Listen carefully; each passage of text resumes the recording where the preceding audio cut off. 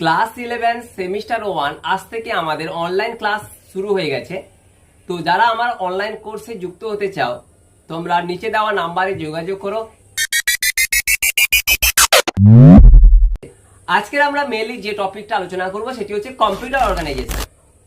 তোমাদের ইউনিট 1 এর যে প্রথম টপিক আছে কম্পিউটার অর্গানাইজেশন, এই টপিকটা যদি আমরা ভালো করে প্রিপারেশন নিই আমরা প্রায় 4টা থেকে 5টা এমসিকিউ কমন পেয়ে যাব। অর্থাৎ 35 নম্বরে যে এমসিকিউ আসবে তার মধ্যে 4টা থেকে 5টা প্রশ্ন কমন পেয়ে যাব এই টপিকটা থেকে। যদি একটু সিলেবাসের দিকে লক্ষ্য করি, এই টপিকে আমাদেরকে অ্যাকচুয়ালি কি কি পড়তে হবে।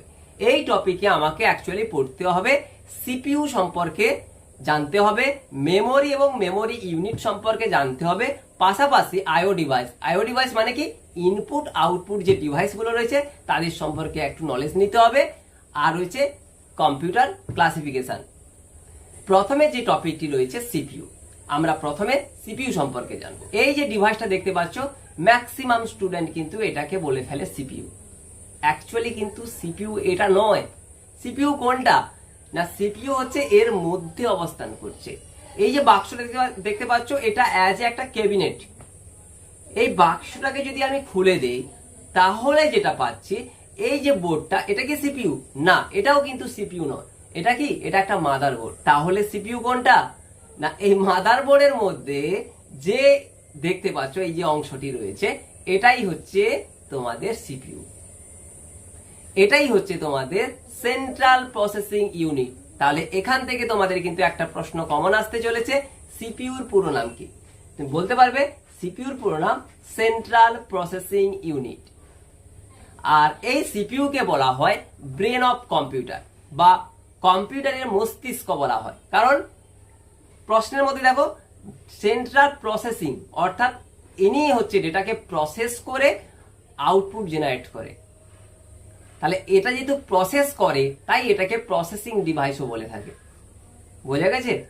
এই সিপিইউ কে আমরা যদি ডিভাইড করি বা কতগুলো অংশ রয়েছে এই সিপিইউর ভিতরে, তো সিপিইউর ভিতরে মেনলি আমরা 3টে অংশ দেখতে পাবো। কি কি? এলইউ, সিইউ, এই দুটো হচ্ছে প্রধান। এছাড়া মেমোরি ইউনিট দেখতে পাবো। এলইউর মধ্যে কি কি রয়েছে? এলইউর পুরো নাম হচ্ছে অ্যারিথমেটিক লজিক ইউনিট, অর্থাৎ কম্পিউটারে যাবতীয় যে গাণিতিক কাজকর্মগুলো রয়েছে না সেইগুলো পারফর্ম করে এই এলইউ।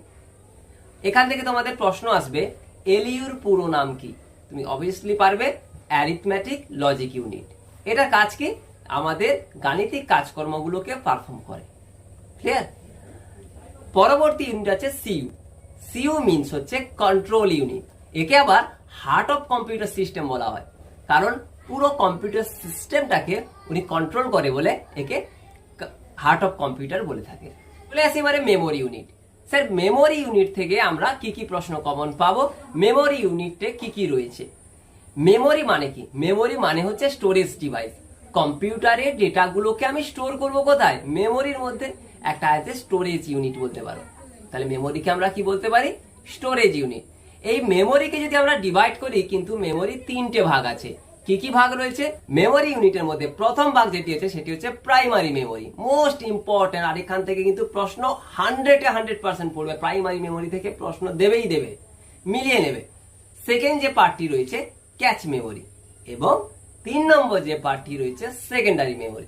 এই হচ্ছে তোমাদের 3টে memory. Primary memory, primary memory কোনটাকে বলা হয়? আমরা র্যাম আর রম কে বলে থাকি। তাহলে প্রাইমারি মেমোরির আবার দুটো ভাগ আছে, র্যাম আর একটা ভাগ হচ্ছে রম। স্যার র্যাম কি না, র্যাম হচ্ছে র্যান্ডম অ্যাক্সেস মেমোরি। র্যাম কি বললাম? Random access memory. এই র্যামের মধ্যে কিন্তু যাবতীয় কাজকর্মগুলো হয়ে থাকে। যখন আমি কোনো গেম খেলছি, কোনো ভিডিও দেখছি, কোনো ওয়ার্ডে কাজ করেছি, ঠিক আছে, এই যে কাজগুলো কিন্তু কারেন্ট টাইম হচ্ছে কিন্তু র্যামের উপরে। ঠিক আছে, তাই র্যাম সব থেকে ইম্পর্টেন্ট একটা মেমোরি বলতে পারো। আর র্যামটা তার জন্য আমরা মোবাইল বা কম্পিউটার বা ল্যাপটপ কেনার সময় আমরা কিন্তু র্যামটাকে একটু বেশি করে নিই, কারণ যখন কাজ ওর উপরে করা হয় ওর স্টোরেজটা তো একটু বেশি দরকার, তাই তো। তাই র্যামটা আমরা কিন্তু অবশ্যই দেখে কিনা হয়, যাতে র্যামটা যত বেশি হবে কম্পিউটার তত হ্যাং কম করবে, স্লোটা কম হবে, কারণ ওর স্টোরেজ ডিভাইস অনেকটা, তুমি এখানে অনেকগুলো কাজ করতে পারবে একসঙ্গে। এবার চলে আসছি র্যাম। র্যামের পুরো নাম কি বললাম? Random access memory. একে ভোলাটাইল মেমোরি বলা হয়। বলবে কেন র্যাম এত ইম্পর্টেন্ট পার্ট, একে আবার ভোলাটাইল মেমোরি বলে কেন? কারণ যতক্ষণ তুমি কারেন্ট থাকবে ততক্ষণ কিন্তু কম্পিউটার কাজ করবে, র্যামও কাজ করবে। আর যখনই কম্পিউটারে কারেন্ট বা সাপ্লাই চলে যাবে, সঙ্গে সঙ্গে র্যামে যে থাকা তথ্যগুলো বা আমি যে কাজগুলো করছিলাম বা সিনেমাটা দেখছিলাম সেটা কিন্তু কেটে যাবে, মানে উড়ে যাবে। আমি যখন পুনরায় কারেন্ট যখন আসবে, যখন আমি চালু করব সিনেমাটা, ওই জায়গা থেকে কিন্তু স্টার্ট হবে না, আবার প্রথম থেকে স্টার্ট হবে, কারণ র্যাম ভুলে গেছে কতটা পর্যন্ত হয়েছিল। তাই র্যামকে কিন্তু ভোলাটাইল মেমোরি বলা হয়। এই র্যামে আমরা রিড এবং রাইট দুটোই করতে পারি বলে একে রিড রাইট মেমোরি বলা হয়। র্যাম থেকে আরেকটা অ্যাডিশনাল পয়েন্ট আমি যোগ করব, র্যামেরও কিন্তু আবার দুটো ভাগ আছে। প্রাইমারি মেমোরি দুটো ভাগ, র্যাম আর রম। একই রকম ভাবে র্যামেরও দুটো ভাগ আছে, এস র্যাম আর টি র্যাম। স্যার এদের মধ্যে কি ডিফারেন্ট রয়েছে? আমরা কোনটা বুঝবো এস র্যাম আর কোনটাকে ডি র্যাম বলবো? না, এস র্যাম এর পুরো নাম হচ্ছে স্ট্যাটিক র্যাম আর ডি র্যাম এর পুরো নাম ডাইনামিক র্যাম। কি বললাম? এস র্যাম এর পুরো নাম স্ট্যাটিক র্যাম, ডি র্যাম এর পুরো নাম ডাইনামিক র্যাম। এস র্যাম যে রয়েছে তার মধ্যে আমরা ট্রানজিস্টর ইউজ করে থাকি, আর ডি র্যাম এর মধ্যে কি ইউজ করা হয়? ক্যাপাসিটর ইউজ করা হয়। যেহেতু এখানে ট্রানজিস্টর ইউজ করা হচ্ছে তাই এস র্যাম কিন্তু স্পিডটা অনেকটা বেশি, আর ডি র্যামে যেহেতু ক্যাপাসিটর ইউজ করা হয় তাই স্পিডটা একটু হলেও স্লো রয়েছে। এস র্যামে কিন্তু স্টোরেজ ক্ষমতা কিন্তু অনেকটা কম, যেটা ডি র্যামে কিন্তু স্টোরেজ ক্ষমতা বেশি। তো এই হচ্ছে একটা বেসিক পার্থক্য আকারে আমি বলে দিলাম এস র্যাম আর ডি র্যামে। পার্থক্য আকারে পড়লে কিন্তু পয়েন্টগুলো মনে থাকে, তাই আমি কিন্তু পার্থক্য আকারে বুঝিয়ে দিলাম। তাহলে একটা র্যাম এবং তার টাইপ সম্পর্কে একটা আইডিয়া হলো। এরপরে আমরা আলোচনা করব রম। স্যার রম কি জিনিস? রম মিনস হচ্ছে রিড অনলি মেমোরি। দেখো প্রশ্নের মধ্যে আছে রিড অনলি মেমোরি, তাহলে র্যামে কিন্তু লেখাপড়া দুটোই যাচ্ছিল, রমে কিন্তু লেখাপড়া নয়, শুধুমাত্র পড়া যায়, তাই বলা হয়েছে রিড অনলি মেমোরি। র্যামকে আমরা ভোলাটাইল মেমোরি বলছিলাম, বাট রমকে কিন্তু তা বলবো না। কি বলবো? রম কিন্তু as a non volatile memory, এখানে যেটা কিন্তু মুছে না, থেকে যায়। র্যামের যদি দুটো ভাগ হয়, রমের কি ভাগ আছে? অবভিয়াসলি আছে। রমেরও চারটা ভাগ আছে।